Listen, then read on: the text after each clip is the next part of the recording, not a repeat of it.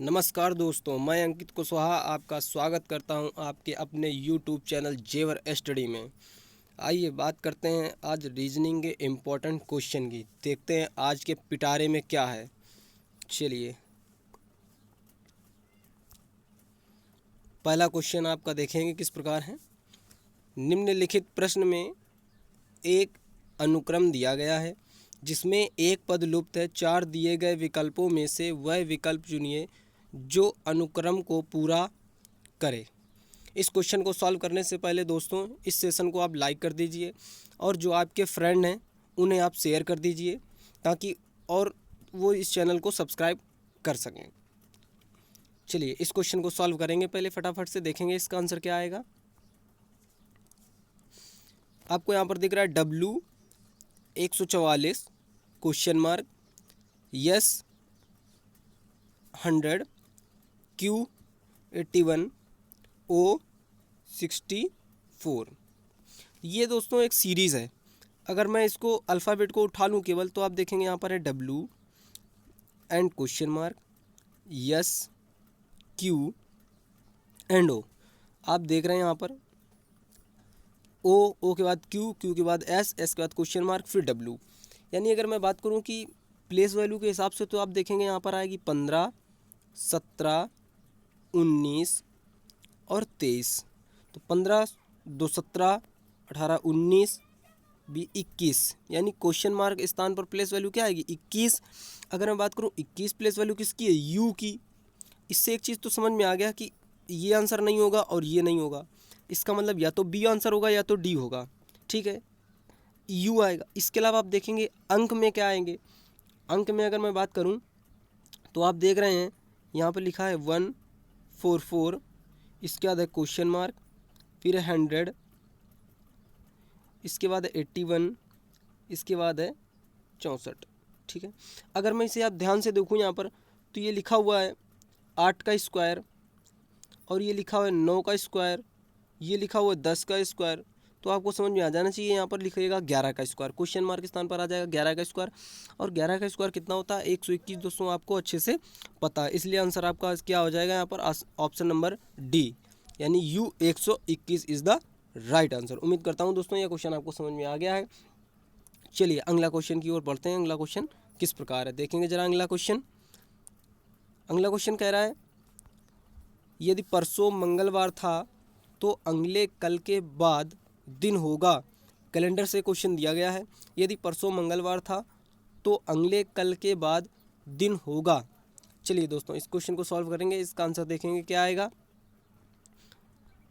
इसका अगर right answer की बात करें तो पहले इसको हम लोग रेफरेंस आज मानते हैं। ठीक है, मान लेते हैं दोस्तों ये हमारा क्या है आज है।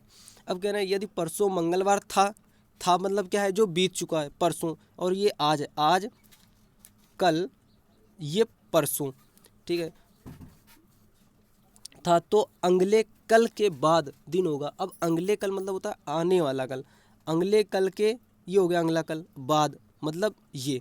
अब अगर मंगलवार था तो किस दिन था, परसों ये था मंगलवार की कोडिंग ले लेंगे हम लोग 3, या हम सीधे कह सकते हैं कि ये मंगलवार है। ठीक है, अगर ये मंगल तो बुध, बृहस्पति, शुक्र, शनिवार, यह हम लोग कोडिंग से कर सकते हैं। मंगल कोडिंग 3, 4, 5, 6, 7 और 7 कोडिंग होती है किसकी, शनिवार की। इसका मतलब हमारा राइट आंसर क्या हो जाएगा, शनिवार। तो इसका राइट आंसर हो जाएगा शनिवार। Option number C is the right answer. चलिए दोस्तों अगला क्वेश्चन की ओर देखते हैं क्या आ जाएगा। अगला क्वेश्चन आपका किस प्रकार है। अगला क्वेश्चन आपका एक घड़ी से आया है, क्लॉक से। क्या कह रहा है, एक घड़ी आधी रात से पहले घंटे के अंत में 5 मिनट, दूसरे घंटे के अंत में 10 मिनट, तीसरे घंटे के अंत में 15 मिनट और इसी प्रकार सुस्त होती जाती है। यह बताएं कि 6 घंटे बाद घड़ी में क्या बजा होगा। आधी रात का मतलब है दोस्तों 12 बजे से। 12 बजते हैं तो जब 1 बजते हैं तो वो घड़ी कितना 5 मिनट लेट हो जाती है। जब 2 बजते हैं तो वह 10 मिनट लेट हो जाती। इसी प्रकार जब 6 घंटे तक होते रहते हैं और वो 5 लेट होती चली जाती है, पहले 5 मिनट, फिर 10 मिनट, फिर 15 मिनट। तो कह रहे हैं जब जिस समय वास्तविक घड़ी में 6 बजे होंगे तो उस समय इस गलत घड़ी में क्या बचा होगा। चलिए देखते हैं जरा क्या हो जाएगा। कह रहे हैं पहले 5 मिनट लेट होती है, फिर 10 मिनट, फिर 15 मिनट, फिर 20, फिर 25 और फिर 30। ठीक है, आप देख रहे हैं यहाँ पर 1 2 3 4 5 6 घंटे हो गए। ठीक, अब इन सभी का जोड़ देख लो कितना है। इनको जोड़ेंगे कैसे, इनको जोड़ेंगे सबसे टोटल अंक कितने 6, फर्स्ट एंड लास्ट। तो फर्स्ट ये और लास्ट ये, इसका योग हो जाए कितना 35 और डिवाइड बाई 2, इनका डिवाइड बाई 2 हो जाए कैसे देखते हैं भी। 635 ये डिवाइड बाई 2, यहाँ से करेंगे ये आ जाएगा 3, और जब इसको सॉल्व करेंगे तो हो जाएगा आपका ये 5 3 15 की 5 हासिल 1 9 1 10, यानी 105 मिनट। अब अगर इस 105 मिनट को हम लोग तोड़ेंगे तो यहाँ पर आ जाएगा 60 मिनट और 45, यानी 1 घंटा 45 मिनट ये घड़ी क्या हो जाएगी, लेट हो जाएगी। कहने मतलब अब अगर 6 बजे थे तो 6 बजे में 1 घंटा 45 मिनट घटा दो। अगर 6 बजे में 1 घंटा 45 मिनट घटा देंगे तो आपका समय आ जाएगा 4:15, यानी आपकी घड़ी में वास्तविक समय उस समय क्या होगा 4:15। Option number D is the right answer. उम्मीद करता हूँ दोस्तों यह क्वेश्चन आपको समझ में आ गया होगा। देखेंगे ज़रा, यहाँ पर मैंने घड़ी बनाई हुई है और उस घड़ी में भी कितना दर्शा रहा है, ये देखेंगे आप। ये जो घड़ी है यहाँ पर भी कितना समय दर्शा रहा है 4:15। यानी अब अगर वास्तविक घड़ी जो होगी उसमें कितना बचा होगा, वास्तविक घड़ी में कितना बचा होगा 6 बजे होंगे, वास्तविक घड़ी में 6 बजे होंगे।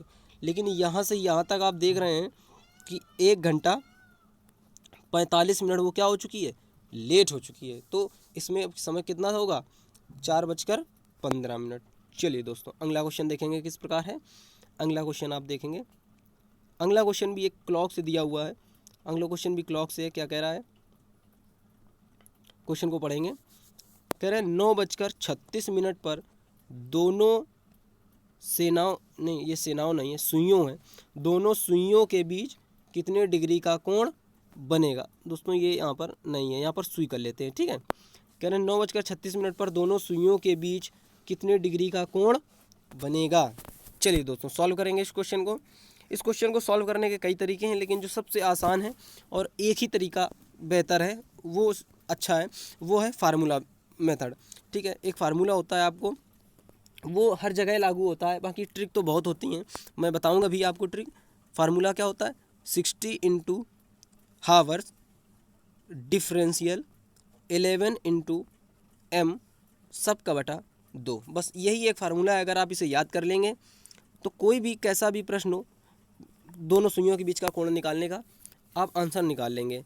ठीक है, इसके अलावा कई तरीके होते हैं लेकिन इससे आसान नहीं होते हैं। चलिए यहाँ पर आप इस क्वेश्चन को सॉल्व करेंगे इस तरीके से। तो देखूंगा मैं यहाँ पर लिखूंगा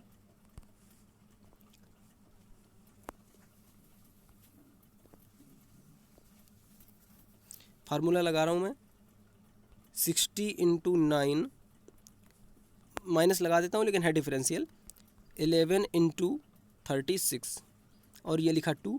इस 2 से मैंने ये काटा तो यहाँ आ जाएगा 18 और इसे काटा मैंने आ जाएगा यहाँ पर 30। ठीक है, 9 3 27, यहाँ पे मिल जाएगा हमें 270 और यहाँ पे मिल जाएगा मुझे 8 9 198।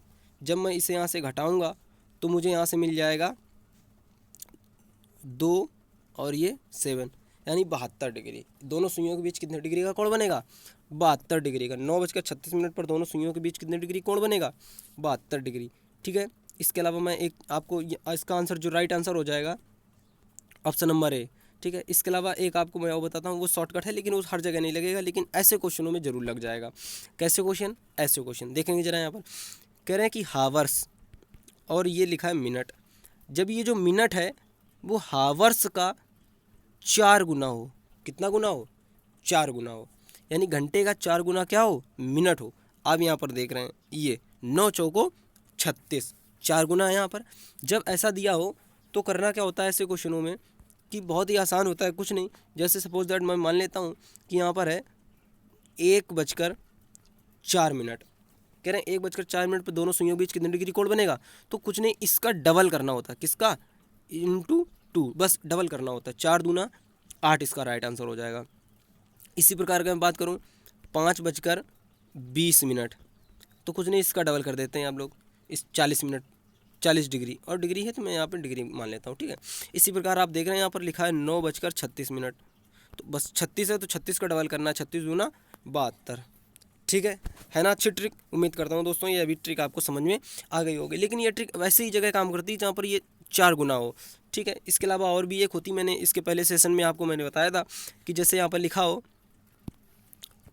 5 हावर्स का मिनट जो है वो 5 गुना दिया हो, 5 गुना, और जहाँ पर 5 गुना हो वहाँ पर क्या होता है, उसका हाफ हो जाता है। कैसे, जैसे कि यहाँ पर अगर दिया हो 3:15, ठीक है, तो ये इसका कितना गुना है, 5 गुना है। तो इसका क्या करेंगे हम लोग, 1/2, इसका आधा कर देंगे, तो यहाँ पर हम लोग कह सकते हैं कि 7.5 डिग्री, ठीक है। या हम लोग ऐसे कह सकते हैं कि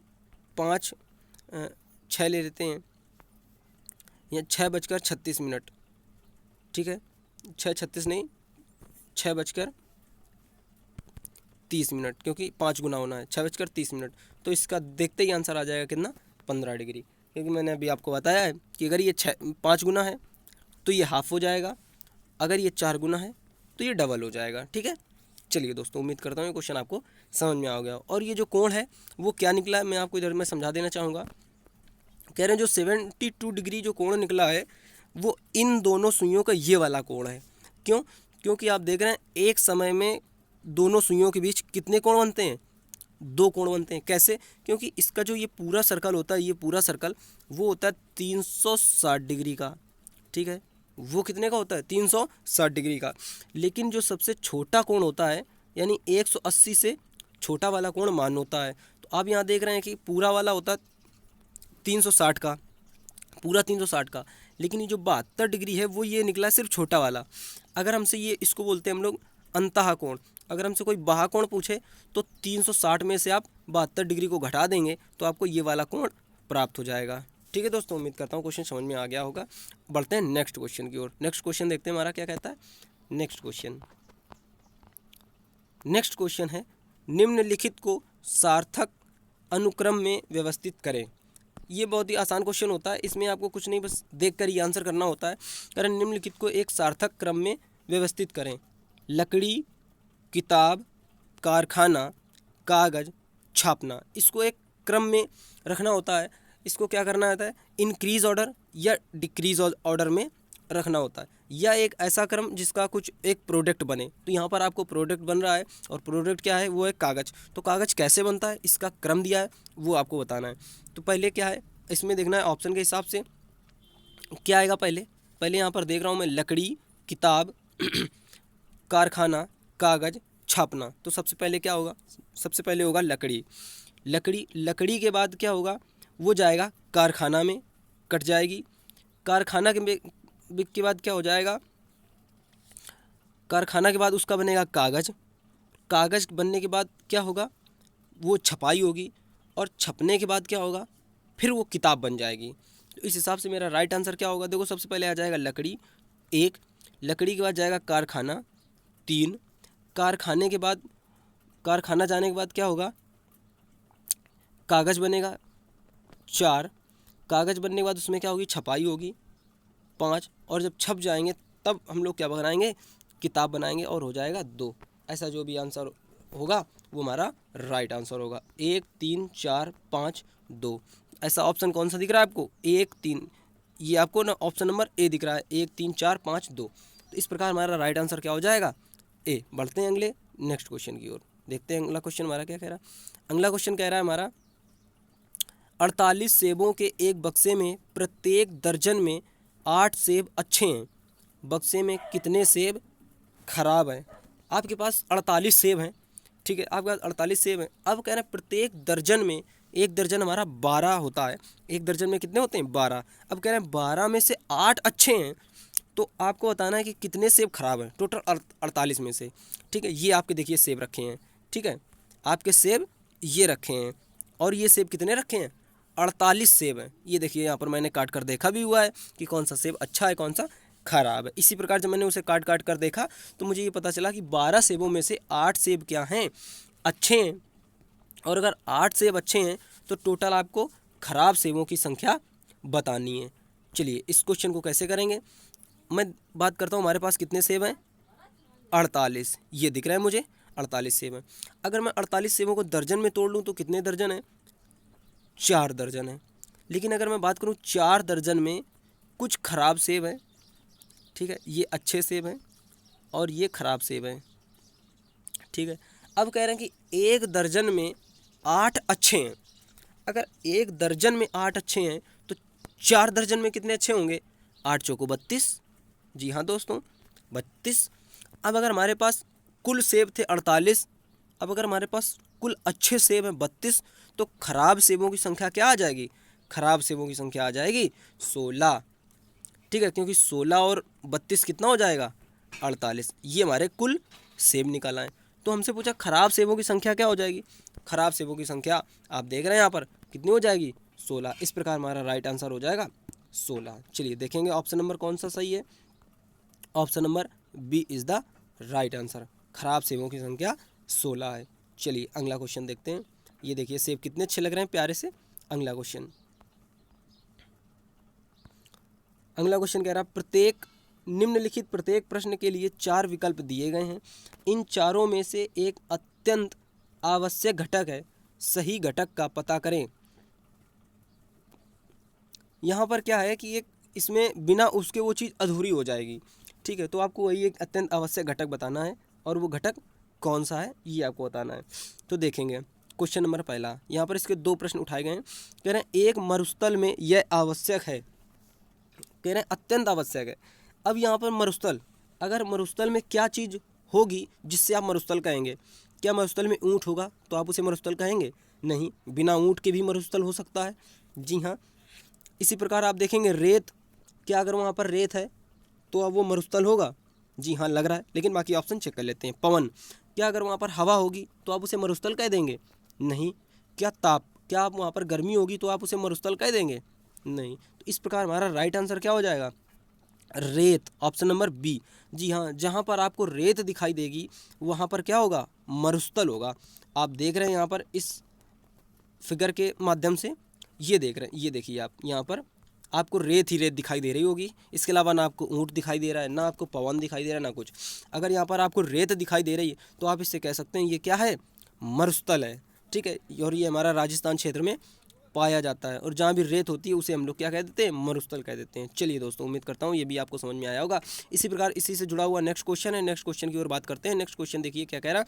नेक्स्ट क्वेश्चन कह रहा है एक देश के लिए अत्यंत आवश्यक है, अगर कोई एक देश है उसके लिए अत्यंत आवश्यक क्या है, कह रहे हैं प्रधानमंत्री, चलिए कह रहे हैं सेना, क्षेत्र, उद्योग।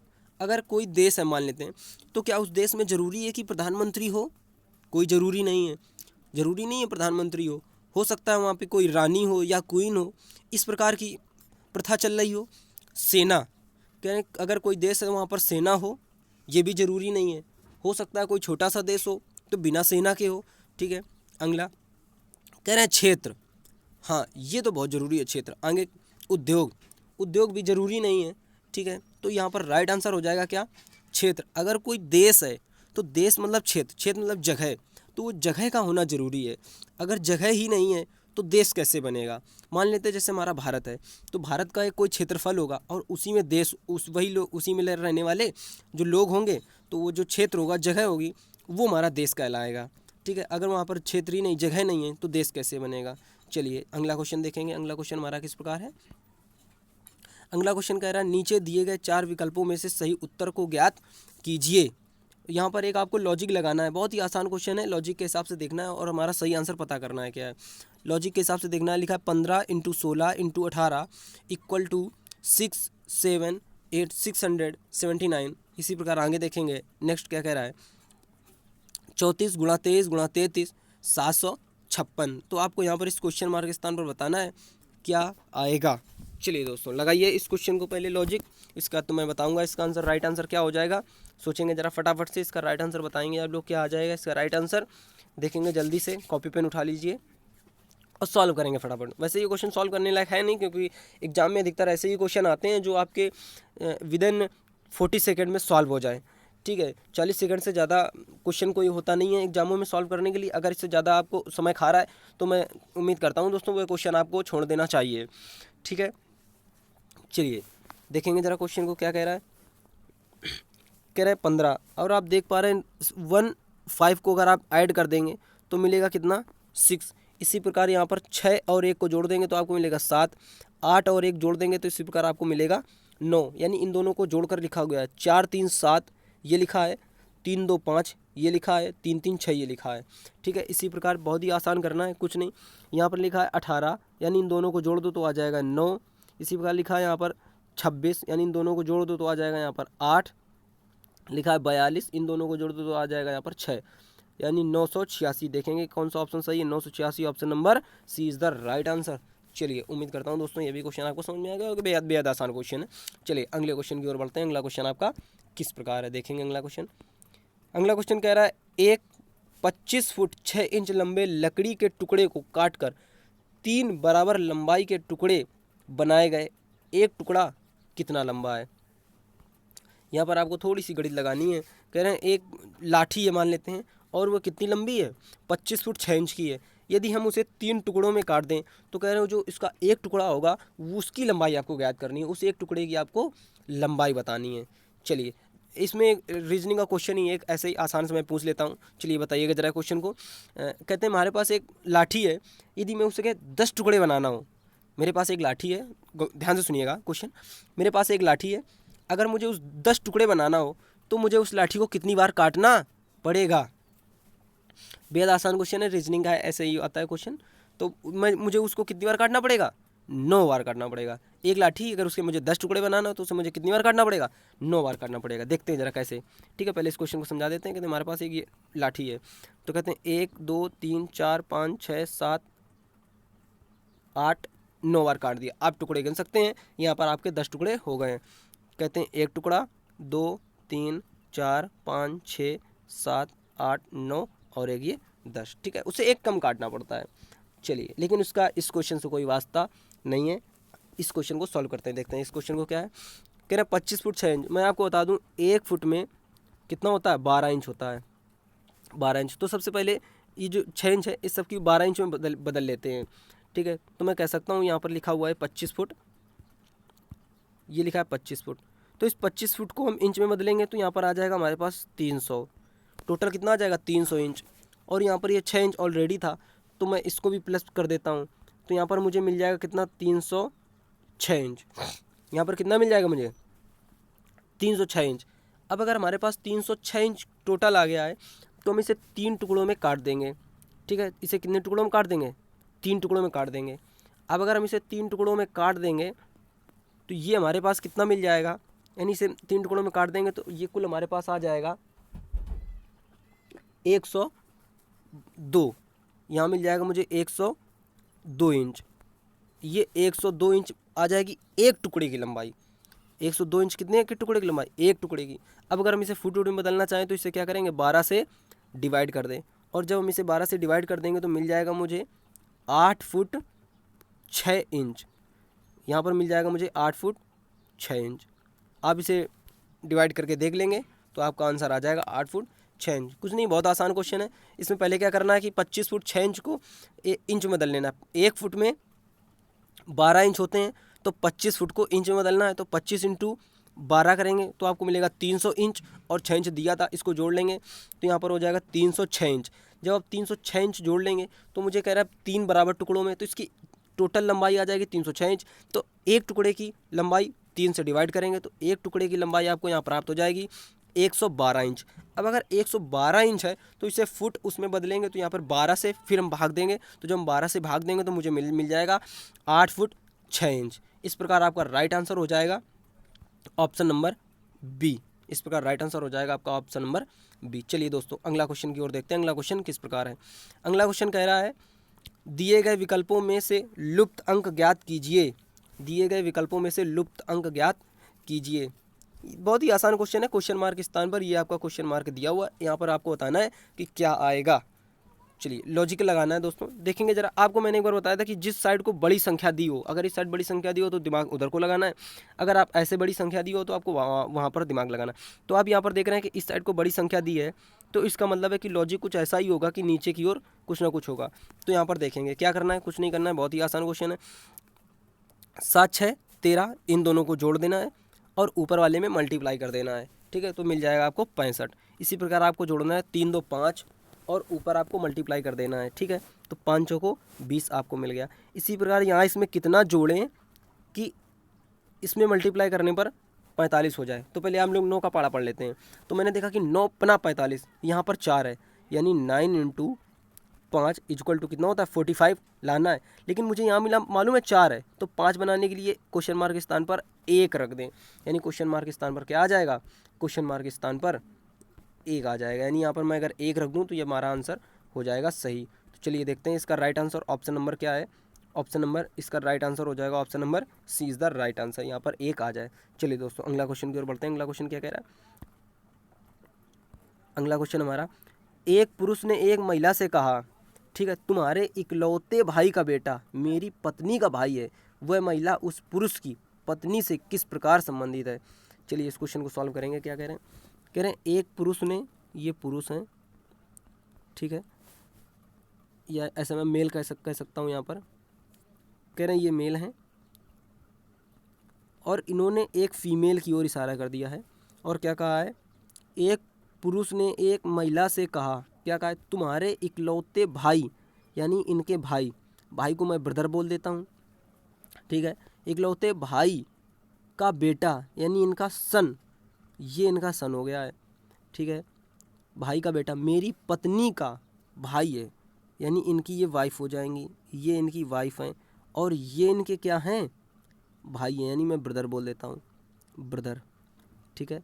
भाई वह महिला, यानी कौन महिला, ये महिला, ठीक है, वह महिला उस पुरुष की पत्नी से किस प्रकार संबंधित है, यानी इससे क्या क्या कह रहे हैं, वह महिला उस पुरुष की पत्नी, यानी महिला कौन है, किसकी, इसकी, ये बताना है ये कौन है, ठीक है। तो आप देख रहे हैं यहाँ पर क्या हो जाएगा, ये इसका भाई, ठीक है, आप देख रहे हैं ये है इसका भाई और ये हैं इनके पिताजी, ठीक है, ये इनके पिताजी और पिताजी की सिस्टर, पिताजी की बहन क्या होती है, बुआ। तो इस औरत की ये क्या हो जाएंगी, बुआ हो जाएंगी, इस औरत की ये क्या हो जाएंगी, बुआ जी हो जाएंगी। तो इस प्रकार आपका राइट आंसर क्या हो जाएगा, देखेंगे ज़रा यहाँ पर राइट आंसर बुआ, सास, बहन, माता, इनमें से कोई नहीं। यहाँ पर आपको जो राइट आंसर हो जाएगा वो आ जाएगा इनमें से कोई नहीं, इनमें से कोई नहीं। लेकिन आप देख रहे हैं कि यहाँ पर आपका आंसर आया था बुआ, ठीक है, लेकिन मैं आपको वहाँ पर बता दूँ कि यहाँ पर ऑप्शन में दिया हुआ है बुआ सास, ठीक है, तो बुआ सास नहीं होगा।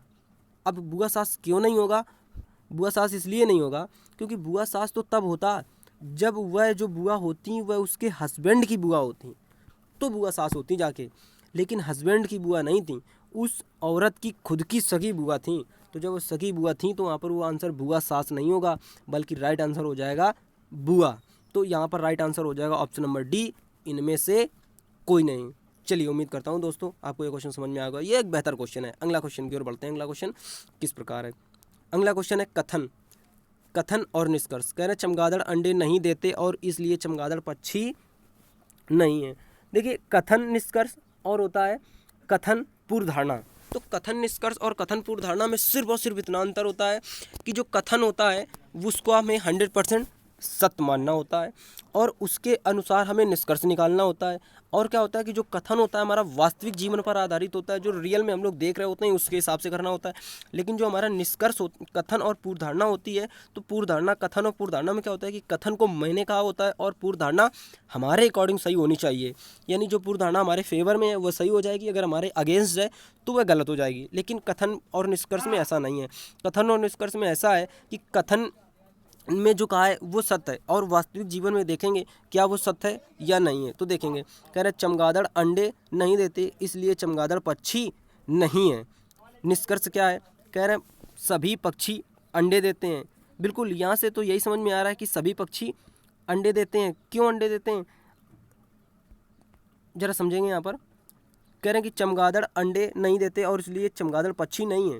बिल्कुल सही बात है, तो सभी पक्षी अंडे देते हैं, ये यहाँ से निष्कर्ष निकल कर आएगा। क्योंकि अगर ये अंडे देता तो भी यह पक्षी हो जाता। अगले कह रहे हैं केवल पक्षी अंडे देते हैं, केवल पक्षी अंडे देते हैं, तो ये आपका गलत हो जाएगा। ये कैसे गलत हो जाएगा, आप जरा समझेंगे। कह रहे हैं केवल पक्षी अंडे देते हैं, नहीं, मैंने तो देखा है सांप भी अंडे देता है। तो अगर सांप भी अंडे देता है तो क्या सांप भी पक्षी है, नहीं। तो वही कह रहे हैं केवल पक्षी अंडे देते हैं, नहीं, केवल पक्षी अंडे नहीं देते हैं, पक्षी अंडे देते हैं, ये सही बात है। यानी जितने पक्षी होंगे वो अंडे देंगे, ये सही बात है। इसका ये कतई मतलब नहीं हुआ कि जो अंडे देगा वो पक्षी होगा, कि नहीं। देखेंगे सांप छिपकली अंडे देते हैं, क्या वो पक्षी होते हैं, नहीं। तो वो कह रहा है केवल पक्षी अंडे देते हैं, यहाँ पर कह रहा है केवल पक्षी अंडे देते हैं, नहीं। तो ये हमारी बात गलत हो जाएगी। पक्षी अंडे देते हैं ये बात सही है, इसलिए पहला निष्कर्ष हमारा सही हो जाएगा और सेकंड क्या हो जाएगा, गलत हो जाएगा। कथन निष्कर्ष को ऐसे करना होता है। अब इसके बाद अगला देखेंगे हम लोग पूर्वधारणा।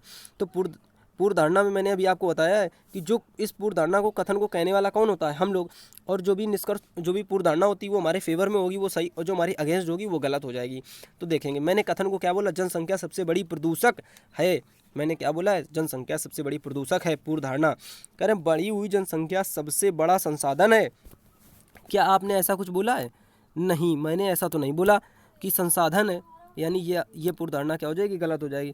कह रहे निरक्षर जनसंख्या गंदगी और हीनता की जनक है, नहीं, मैंने निरक्षर की कोई बात नहीं की, इसलिए दोनों पूर्वधारणा हमारी क्या हो जाएंगी, गलत हो जाएंगी। क्यों गलत, मैंने वही बताया कि जो पूर्वधारणा हमारी सपोर्ट करेगी वह सही हो जाएगी, जो विरोध करेगी वह गलत हो जाएगी। तो आप देखेंगे कि यहाँ पर ये विरोध ही कर रही है, क्योंकि मैंने संसाधन की कोई बात ही नहीं की। ठीक है, कहीं झगड़ा हो रहा हो तो अगर आपसे कोई, आपने जो बात की ना हो और वो बात आपसे कह दे कि आपने ऐसा बोला है, तो आप क्या कहेंगे, नहीं, मैंने ऐसे बोला ही नहीं। तो बस वही बात है कि यहाँ पर निरक्षर की कोई बात ही नहीं आपने की है। तो इसलिए दोनों यहाँ पर पूर्वधारणा ये क्या हो जाएंगी, गलत हो जाएंगी। देखेंगे नेक्स्ट क्वेश्चन की ओर। नेक्स्ट क्वेश्चन आपका क्या कह रहा है। नेक्स्ट क्वेश्चन कह रहा है दी गई आकृति में कितने त्रिभुज हैं, त्रिभुजों को काउंट करना है। दी गई आकृति में कुल कितने त्रिभुज हैं। बेहद आसान क्वेश्चन होता है। इसमें अगर आपको कुछ एक ऐसा दिख जाए तो यहाँ पर होते हैं 3 त्रिभुज, 1 2 और 1 + 2 = 3। ठीक है, इसी प्रकार देखेंगे यहाँ पर कितने त्रिभुज हैं, यहाँ पर 3 और यहाँ पर 3, यहाँ पर 3, यहाँ पर 3, तो 3 3 6 3 9 3 चौको 12 यहाँ पर मिल गए। इसी प्रकार मैंने आपको बताया है, अगर ऐसा कुछ आपको दिख जाए, ठीक है, तो आप देखेंगे 1 2 3 4 5 6, इन सभी का 6 × 2 2 गुना कर लें तो यहाँ पर मिले 12, यानी 12 दूनी 24। ठीक है, 12 दूनी 24, कितना मिल गया, 12 दूनी 24। अब आप देख रहे हैं यहाँ पर अभी तक मुझे कितने मिल चुके हैं त्रिभुज, 24 मिल चुके हैं। अभी आप देख रहे हैं यहाँ पर आपको एक ये मिला होगा 24 के बाद 25, आपको ये मिला होगा 26, इसके बाद 27, इसके बाद ये 28, यानी टोटल त्रिभुज कितने हैं, 28 इज द राइट आंसर। यहाँ पर मैंने आपको ऑप्शन नहीं दिया था। उम्मीद करता हूँ दोस्तों ये क्वेश्चन आपको समझ में आ गया होगा। चलिए, नहीं आया तो एक बार और देख लेते हैं। कह रहे हैं यहाँ पर 3, यहाँ पर 3, यहाँ पर 3, यहाँ पर 3, और इस बॉक्स के अंदर भी 12, यानी 3 3 6 3 9, 3 का 3 6 3 9 3 चौको 12, यानी 12 इसके अंदर और 12 इस बॉक्स के अंदर, यानी 24 मिल गए। ठीक है, यानी यहाँ पर आपको मिल गया 24। ठीक है, इसके अलावा आपको देख रहे हैं यहाँ पर, इसके अलावा आप यहाँ पर देख रहे हैं ये एक यहाँ पर मिला है। इसी प्रकार इसके नीचे भी एक है, इसके नीचे एक है, और ये 4 यहाँ पर मिले। तो इस प्रकार आपको टोटल कितना मिल गया, 28। चलिए अगले क्वेश्चन की ओर बढ़ते हैं। अगला क्वेश्चन किस प्रकार है, अगला क्वेश्चन है और आज का लास्ट क्वेश्चन है। लास्ट क्वेश्चन आपका क्या कह रहा है, नीचे दी गई आकृति में त्रिभुज डॉक्टरों को दर्शाता है, वर्ग गायकों को दर्शाता है, वृत्त किसानों को दर्शाता है। तो बताइए कितने ऐसे गायक हैं जो किसान हैं। चलिए दोस्तों, इसका राइट आंसर हम लोग देंगे। इसका राइट आंसर क्या हो जाएगा, क्या बताना है, कह रहा है कितने ऐसे गायक हैं जो किसान हैं। यहाँ पर आप देख रहे होंगे कितने ऐसे गायक हैं जो किसान हैं। आप देख रहे हैं यहाँ पर ये जो है ये गायक है और ये क्या है, ये किसान है, ये किसान है। तो कितने ऐसे गायक हैं जो किसान हैं, ये जो 6 है ये लिख लेंगे, और ये आपको दिख रहा है 2, ये 2 लिख लेंगे। तो आपको कितना हो जाएगा, 6 2 8। इसका राइट आंसर क्या हो जाएगा, 8। तो इसका राइट आंसर क्या हो जाएगा, 8। जी हाँ, बिल्कुल इसका राइट आंसर हो जाएगा 8, क्योंकि कह रहे हैं कितने ऐसे गायक हैं जो किसान। इसका राइट आंसर हो जाएगा 8। इसने ऐसा बिल्कुल नहीं बोला है कि कितने ऐसे गायक हैं जो किसान हैं, परंतु डॉक्टर नहीं हैं। अगर ऐसा कह देता कि डॉक्टर नहीं है तो हमारा राइट आंसर हो जाएगा 2। तब हमारा राइट आंसर हो जाता 2, लेकिन उसने डॉक्टर को मना नहीं किया है, इसलिए हमारा राइट आंसर हो जाएगा कितना, 8। उम्मीद करता हूँ दोस्तों यह सेशन आपको समझ में आया होगा। ठीक है, अगर यह सेशन आपको समझ में आया है तो दोस्तों इस चैनल को क्या करें, आपको दिख रहा है, सब्सक्राइब करें और अपने दोस्तों में शेयर ज़रूर करें। चलिए दोस्तों, आप हमारे साथ जुड़े रहें, इसके लिए बहुत बहुत धन्यवाद। Thank you for your attention. मिलते हैं नेक्स्ट क्वेश्चन की ओर और बहुत ही बेहतरीन क्वेश्चनों के साथ जो आपके एग्ज़ाम के लिए हेल्पफुल हो सकें।